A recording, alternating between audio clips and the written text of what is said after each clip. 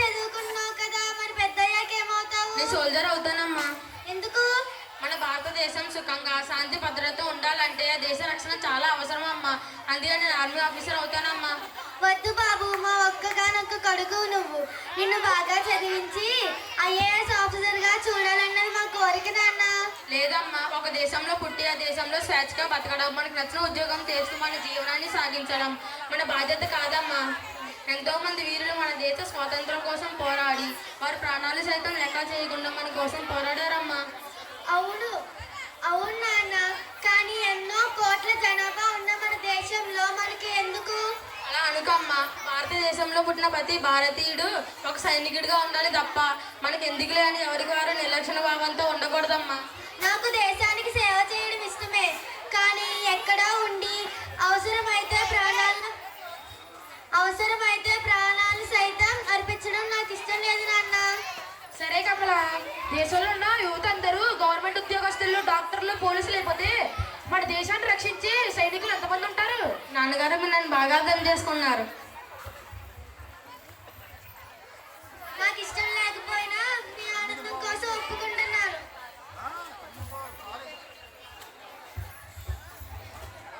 Indian army.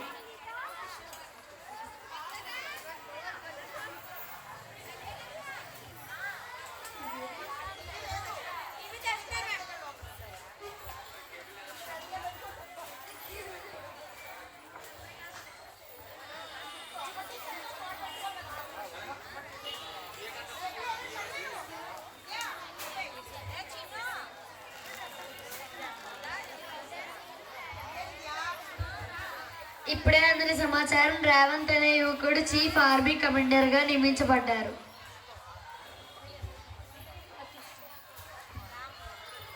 చూసావా కమల, మన పిల్లవాడిని ఐఏఎస్ ఆఫీసర్ చేస్తారన్నావు, కానీ ఐఏఎస్ ఆఫీసర్ అవుతే ఇక్కడ మంచి పేరు వస్తుంది కానీ దేశంలో రాదు. వాడు ఇప్పుడు ఆర్మీ కమాండర్గా అయ్యి దేశంలో ఉన్న ప్రతి ఒక్కరి హృదయాల్లో నిలిచిపోయాడు. హలో నాన్నగారు. హలో, బాగున్నావారా? బాగున్నాను నాన్న. అమ్మ ఎలా ఉంది? తను బాగానే ఉందిరా. ఇప్పుడే టీవీలో చూశాను, మాకెంతో గర్వంగా ఉంది. అవును నాన్న, ఆ రోజు మీరు నన్ను ఆర్మీలో జాయిన్ చేయడం వల్లే ఈ రోజు ఈ యుద్ధంలో నేను గెలిచి పోరాడాను నాన్న. సరే కానీ నీకు వీలు చూసుకొని ఒకసారి ఇంటికి రా నాన్న. సరే నాన్న, పిలుస్తున్నారు, అడిగేసి వస్తాం. సరే బాబు. సార్ ఒకసారి ఇంటికి వెళ్ళొచ్చా? ఫంక్షన్ ఉందంట. సరే వెళ్ళు.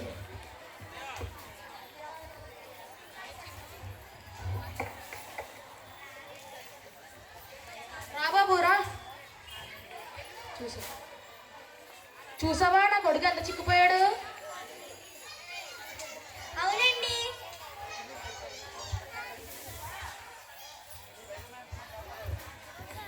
మీ కొడుకు మీకు చాలా మంచి పేరు తెచ్చారు. మేము భయపడి మా కొడుకుని పంపించలేదు. నాకు చాలా ఆనందంగా ఉంది. నాన్న ఇప్పుడే ఫోన్ వచ్చింది నాన్న, ఎమర్జెన్సీ ఆపరేషన్ ఉందంటే నేను వెళ్ళాలి నాన్న. అదేంట్రా పొద్దునొచ్చి సాయంత్రానికి వెళ్ళిపోతున్నావు? ఆర్మీ అంటే అంతే నాన్న, మీరు ఇక్కడ క్షేమంగా ఉండాలంటే మేము అక్కడ పోరాడాలి నాన్న. జాగ్రత్తగా వెళ్ళరా, మన దేశాన్ని గౌరవంగా నిలుపు. సరే నాన్న, వెళ్ళొస్తానమ్మా. సరేరా.